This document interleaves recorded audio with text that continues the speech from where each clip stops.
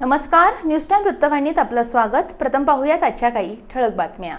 लॉकडाऊनमुळे सिमेंटच्या जंगलात जंगल प्राण्यांचा मुक्त वावर। ठाणे कल्याण डोंबिवली परिसरातील वृत्तपत्र विक्रेते आणि वाटपकर्त्यांना पालकमंत्र्यांकडून जीवनावश्यक वस्तूंचं वाटप। आणि राज्याच्या गृहमंत्र्यांनी घेतला जिल्हा प्रशासनाचा आढावा। कोरोनाची लढाई जिंकण्यासाठी प्रशासनाला सहकार्य करण्याचं आवाहन। या आणि इतर घडामोडींचा आढावा पण छोट्याशा जाहिरातीनंतर। नोटिस होनी चाहिए, इग्नोर नहीं। मीटिंग अटेंड होनी चाहिए, मिस नहीं।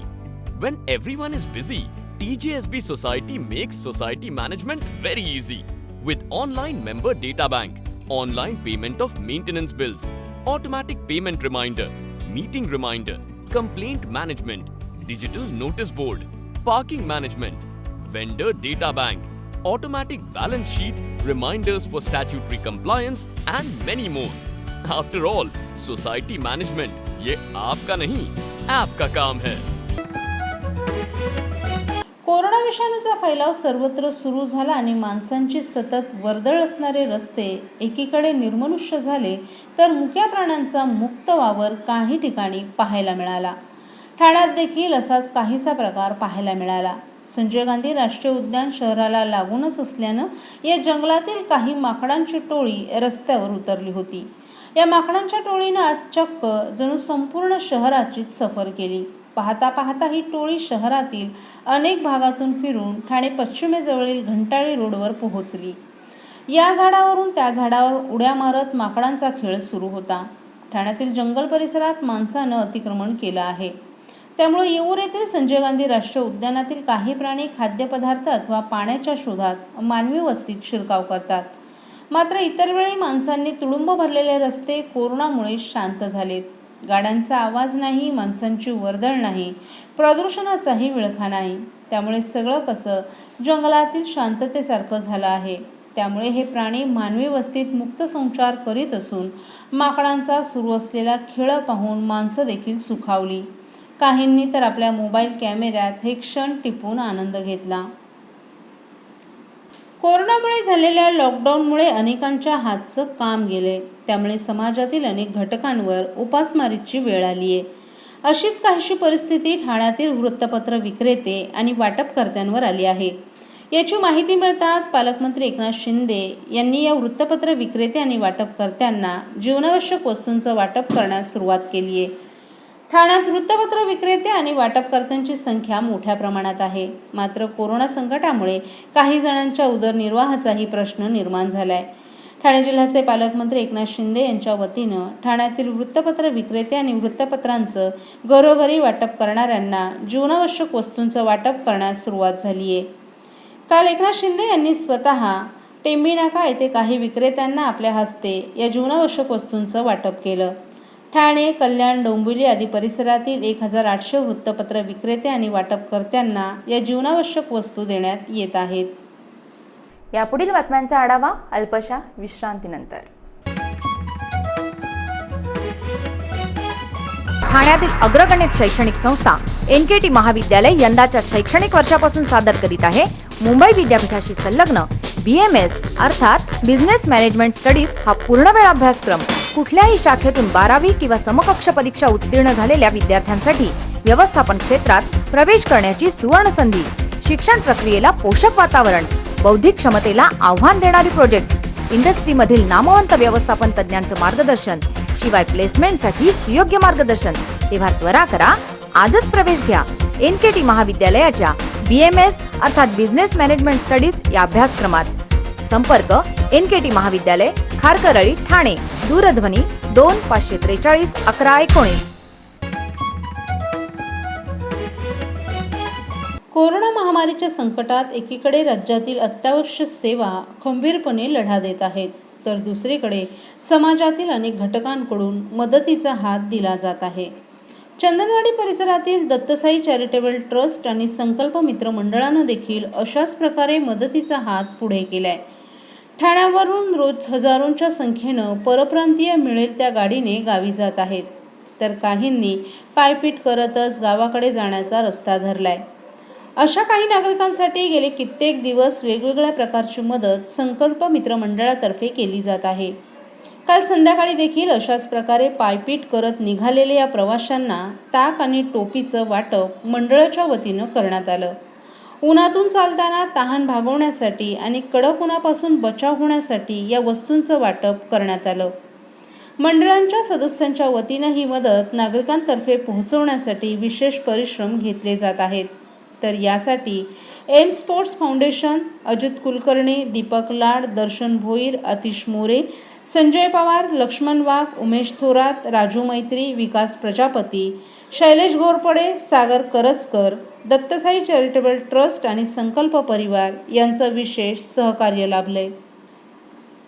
कोरोना विरोधातील लढाई जिंकण्यासाठी लॉकडाऊनचं काटेकोरपणे पालन करून प्रशासनाला सहकार्य करा असं आवाहन करून ठाणे जिल्ह्यात कोरोना विषाणूचा प्रादुर्भाव रोखण्यासाठी सर्व यंत्रणा शर्थीचे प्रयत्न करत आहेत ही आशादायी बाब असून कोरोना या संकटाचा सामना करण्यासाठी सर्व जिल्हा प्रशासकीय यंत्रणा एक दिलानं आणि समन्वयानं कामकाज करत आहेत ही अतिशय कौतुकास्पद बाब असल्याचं राज्याचे गृहमंत्री अनिल देशमुख यांनी सांगितले. ठाणे पोलीस आयुक्तालयात कोरोनाच्या अनुषंगानं आयोजित कायदा व सुव्यवस्था आढावा बैठकीत ते बोलत होते. या बैठकीस पोलीस आयुक्त विवेक फणसाळकर, जिल्हाधिकारी राजेश नार्वेकर, मुख्य कार्यकारी अधिकारी हिरालाल सोनावणे, पोलीस अधीक्षक डॉक्टर शिवाजी राठोड, जिल्हा शल्यचिकित्सक डॉक्टर कैलास पवार, जिल्हा आरोग्य अधिकारी डॉक्टर मनीष रेंगे आदी उपस्थित होते. यावेळी गृहमंत्र्यांनी जिल्ह्याची कोरोना परिस्थिती, परराज्यातील मजुरांचा प्रश्न, पोलिसांमधील वाढते कोरोना रुग्ण यासाठी करण्यात येणाऱ्या उपाययोजना, कायदा व सुव्यवस्थेचा आढावा घेतला. केंद्र शासनानं ठाणे जिल्ह्याचा रेड झोनमध्ये समावेश केलाय. या जिल्ह्यामध्ये कोरोनाचा प्रसार रोखण्यासाठी राबवण्यात येत असलेल्या उपाययोजनांची माहिती घेतल्यानंतर आपल्याला सर्व यंत्रणा आणि जनतेच्या सहकार्यानं ही लढाई जिंकायची असल्याचं देशमुख यांनी सांगितलं. यामध्ये गर्दी टाळणं, संचारबंदीच्या नियमांचं काटेकोरपणे पालन करणं गरजेचं आहे. गरजू आणि रेशन कार्ड नसलेल्या नागरिकांना अन्नधान्य मदत उपलब्ध करून देण्यासाठी सामाजिक संस्थांची मदत घेण्यात यावी अशा सूचनाही त्यांनी केल्या. लॉकडाऊनच्या नियमांचं काटेकोरपणे पालन करण्यासाठी पोलीस यंत्रणा व्यस्त आहे. कर्तव्यावर असताना पोलीस यंत्रणांनी देखील स्वतःची काळजी आणि सुरक्षितता बाळगून कर्तव्य बजावावं असंही देशमुख यांनी सांगितलं. परराज्यातील मजुरांच्या प्रवासासाठी ठाणे जिल्हा प्रशासनानं केलेल्या काटेकोर नियोजनाचंही देशमुख यांनी कौतुक केलं. तसंच लोकसंख्येची जास्त घनता असलेल्या ठिकाणी कोरोनाचा प्रादुर्भाव रोखण्यासाठी केलेल्या उपाययोजनांबाबतही सर्व जिल्हा यंत्रणांचं त्यांनी अभिनंदन केलं. यावेळी वर्तकनगर पोलीस स्टेशनचे वरिष्ठ पोलीस निरीक्षक गायकवाड यांनी लॉकडाऊन काळात केलेल्या कामगिरीबद्दल देशमुख यांनी त्यांच्याशी दूरध्वनीद्वारे संपर्क साधत अभिनंदन केलं. तसंच त्यांना काळजी घेण्यासही सांगितलं. या लॉकडाऊनच्या काळात सायबर क्राईमचेही प्रमाण वाढले. याबाबत बारकाईनं लक्ष ठेवून कडक कारवाई करण्याचे निर्देश त्यांनी यावेळी यंत्रणांना दिले. यावेळी पोलीस आयुक्त फणसाळकर यांनी पोलिसांच्या सुरक्षिततेच्या दृष्टीने घेण्यात येत असलेल्या खबरदारीच्या उपाययोजनांची माहिती दिली. तसंच परराज्यातील मजुरांच्या प्रवासासाठी करण्यात आलेल्या उपाययोजनांचीही माहिती दिली. तर कोरोना प्रतिबंधात्मक क्षेत्र, विलगीकरण आणि अलगीकरण या ठिकाणी पोलीस प्रशासनातर्फे करण्यात येणाऱ्या उपाययोजनांबाबत माहिती दिली. जिल्हाधिकारी राजेश नार्वेकर यांनी कोरोनाबाबतची जिल्ह्याची स्थिती, प्रशासनाकडून सुरू असलेल्या उपाययोजनांची माहिती दिली. यावेळी गृहमंत्र्यांच्या हस्ते रिलायन्स फाउंडेशनतर्फे पोलिसांना देण्यात आलेल्या गिफ्ट वाउचरचंही प्रातिनिधिक स्वरूपात वाटप करण्यात आलं.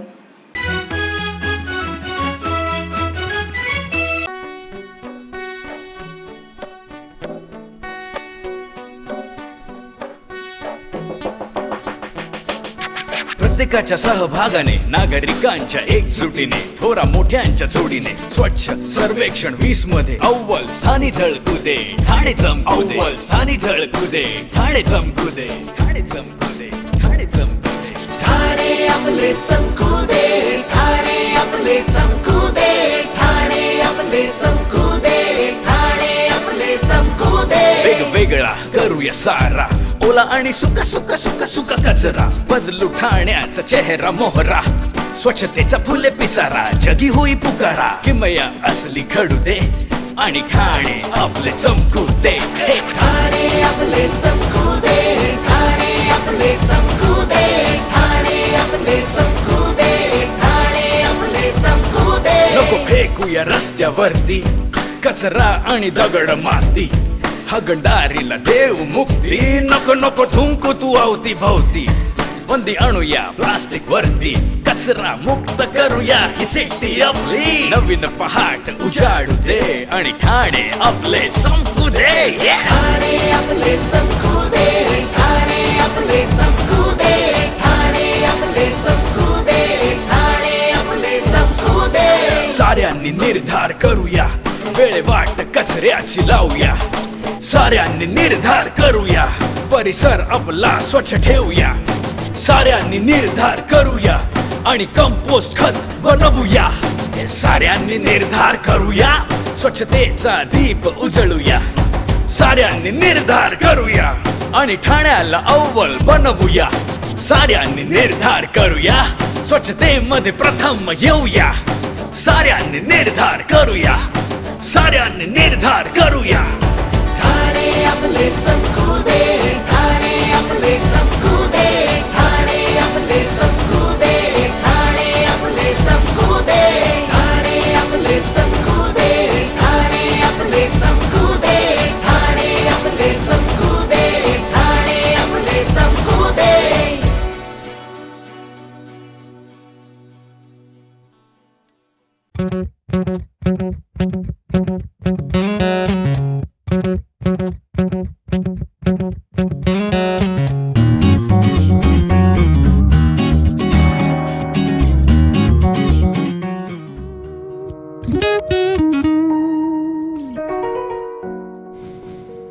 उफ, ये सिर दर्द. सर आप कुछ लेते क्यों नहीं? कौन सी दवा लूं?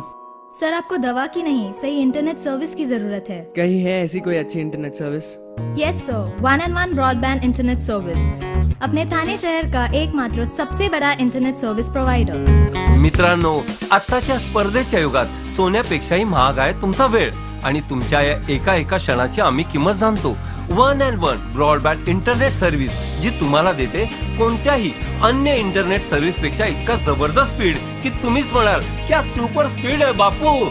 मग आजच सामील व्हा या वेगवान इंटरनेटच्या सफरीवर. 1&1 ब्रॉडबँड इंटरनेट सर्व्हिस. आजच संपर्क करा 2547 9830.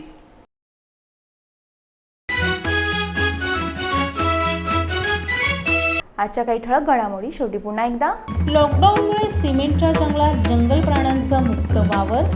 ठाणे कल्याण डोंबिवली परिसरातील वृत्तपत्र विक्रेते आणि वाटपकर्त्यांना पालकमंत्र्यांकडून जीवनावश्यक वस्तूंचं वाटप. आणि राज्याच्या गृहमंत्र्यांनी घेतला जिल्हा प्रशासनाचा आढावा. कोरोनाची लढाई जिंकण्यासाठी प्रशासनाला सहकार्य करण्याचं आवाहन.